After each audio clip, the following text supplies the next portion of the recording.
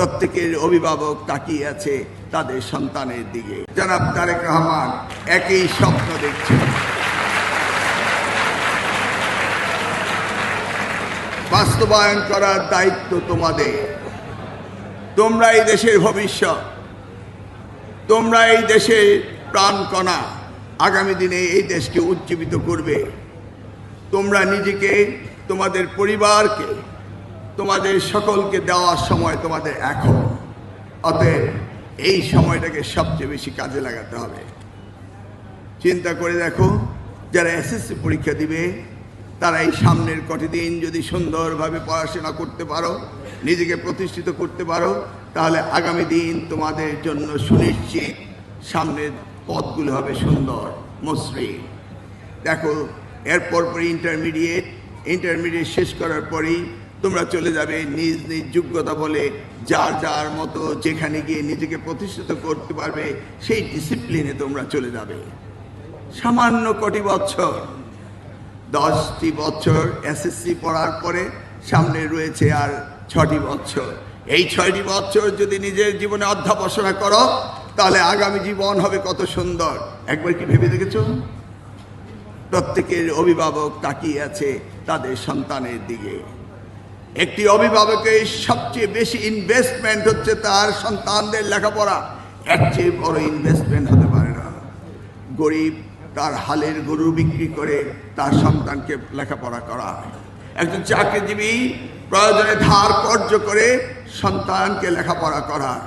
সন্তানের মুখে হাসি চায় না এমন একজন অভিভাবক নেই। তাদের জীবনে এসএসসি পাস করতে যেন 10 বছর স্কুলিং 10 বছরই থাকে, 12 বছর স্কুলিং 12 বছরই থাকে, কোনো সেশন জট যেন না হয়, তোমরা যেন পিছিয়ে না পারো। সেই জন্য আজকে আমরা বসবো, আলোচনা করে আমরা সিদ্ধান্ত নেব তোমাদের সাথে যেটা করার সেটাই করব। তবে পরীক্ষা সুন্দরভাবে তোমাদের দিতে হবে। দেখেছো এখন পরীক্ষা সুন্দর হচ্ছে কি কারণে? সকলেই চায় সুন্দর পরীক্ষা। তোমরা কি চাও না? তোমরা যা চাইবে আমরা তা চাইব। জোর করে কোনোদিন কাউকে কোনো কিছু করা যায় না।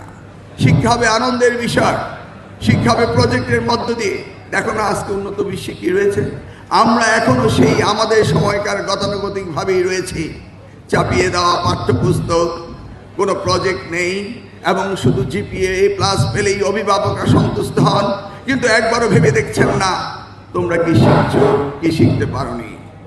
আমরা জিপিএ প্লাসের কথা বলবো না, আমরা বলবো কে কি শিখেছো সেটা আমরা জানতে চাই। আমাদের দেশে শিক্ষা ব্যবস্থার ব্যাপক পরিবর্তনের প্রয়োজন রয়েছে। তোমরাই হলে আগামীর ভবিষ্যৎ। তোমাদের চিন্তা ভাবনা আমরা করছি। তোমাদের সকলকে ধন্যবাদ দিয়ে বিদায় নিচ্ছি। এই প্রোগ্রামটি তোমাদের এই স্কুলে অনেক সাশ্রয় সাধন করবে এবং বর্তমান সরকারের প্ল্যান রয়েছে 2030-এর মধ্যে 2000 মেগাওয়াট সোলার এনার্জির বিদ্যুৎ উৎপাদন করতে হবে। এতে যেমনিভাবে আমরা সাশ্রয় পাবো তেমনিভাবে আমাদের পরনির্ভরশীলতা কমে যাবে। এবার দেখেছো তো তেল ক্রাইসিস হয়েছে, যুদ্ধ লেগেছে মিডল ইস্টে, আমাদের এখানে তেলের অভাব পড়েছে।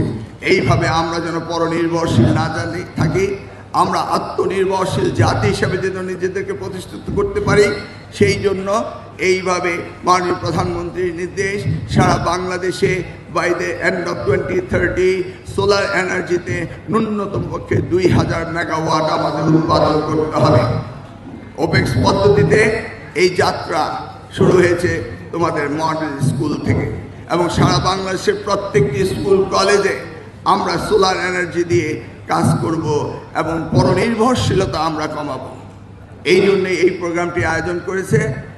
This company is the opening batsman in this sector, in the education sector. আমরা চাইব আরও অনেক কোম্পানি আসবে, তারাও সকলকে এই বিষয়ে সাহায্য করবে এবং নিজস্ব এন্টারপ্রেনারশিপ ডেভেলপ করবে। এবং সেই নির্দেশও মাননীয় প্রধানমন্ত্রী দিয়েছেন।